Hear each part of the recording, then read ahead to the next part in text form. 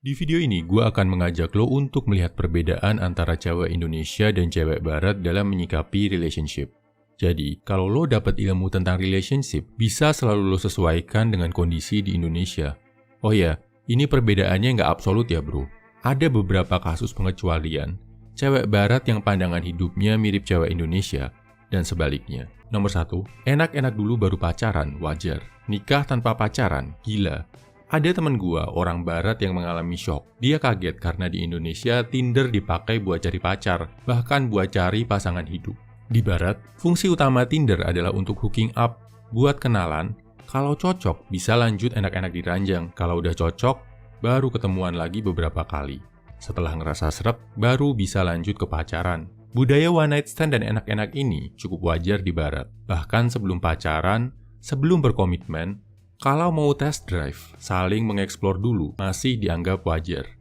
Makanya, berdasarkan studi, cuma 3-5% orang yang menikah dalam kondisi perawan atau perjaka di Amerika Serikat. Di sana, kalau lo berani nikah tanpa pacaran dulu, banyak yang akan menganggap lo gila bro. Paham ya bedanya? Nomor 2, kalau lo masih perjaka di umur 20-an, lo dianggap cowok aneh, payah, cupu. Di Barat, kalau cewek tahu lo masih perjaka, mereka bisa menganggap lo aneh bro. Mereka malah skeptis, khawatir, curiga.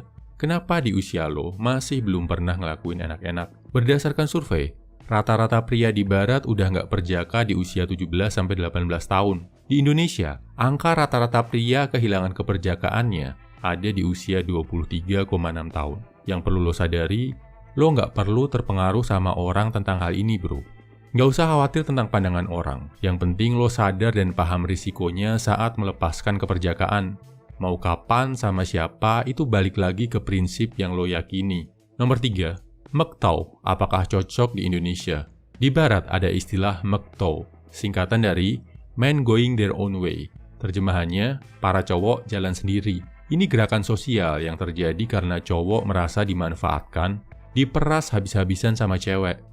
Para pencetusnya biasanya adalah pria berusia akhir 30-an sampai awal 40-an yang baru diceraikan istri. Di negara maju, perceraian itu lebih berat buat pria bro. Aset yang lo punya bisa diambil semua sama istri. Gaji yang lo dapatkan bisa langsung dipotong sampai 70% buat mendanai mantan istri dan anak lo. Kebayangkan, cowok-cowok yang udah usia 40-an hartanya diambil semua, sebagian gajinya juga dirampas paksa. Cowok-cowok ini akhirnya merasa udah cukup kenal cewek, nggak mau lagi berkomitmen, cuma lihat cewek sebagai objek senang-senang. Apakah kondisi ini cocok diterapkan di Indonesia? Kalau menurut gua pribadi, nggak cocok bro. Karena kalau di Indonesia, cerai masih banyak cewek yang susah. Suaminya minggat, kabur, ninggalin si cewek sama anaknya. Nggak kasih nafkah sama sekali. Gua juga ngeliat, cewek di Indonesia masih lebih punya hati dari cewek-cewek di Barat. Jadi seharusnya kita sebagai pria Indonesia juga nggak punya kebencian berlebih ke cewek. Nomor 4, di Barat, peran agama dalam relationship nggak terlalu penting.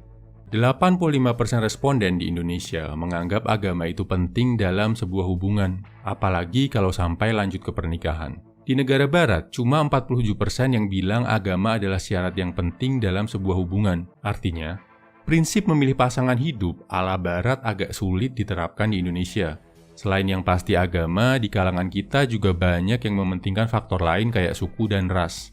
Di Barat, dengan bermodalkan cinta, lo bisa membangun rumah tangga. Di Indonesia lebih kompleks. Selain cinta, lo juga bakal perlu restu dari banyak pihak. Kesimpulannya, ini perbedaan cara pandang mayoritas cewek Barat dan cewek Indonesia. 1. Di Barat, lebih wajar enak-enak dulu baru nikah. Di Indonesia, sebaliknya. 2. Di Barat, cowok yang bisa menjaga keperjakaannya justru sering dianggap aneh. Nomor 3. Kebencian terhadap wanita di Barat lebih tinggi, terutama karena hukum perceraian yang lebih memberatkan pria. Nomor 4. Di Barat, kesamaan agama nggak terlalu penting sebagai landasan pernikahan. Di Indonesia, penting banget. Oke, kalau lo punya pendapat tentang hal ini, share di kolom komentar ya bro. Mana gaya hidup yang lebih cocok buat lo, ala Barat atau ala Indonesia? Semangat bro!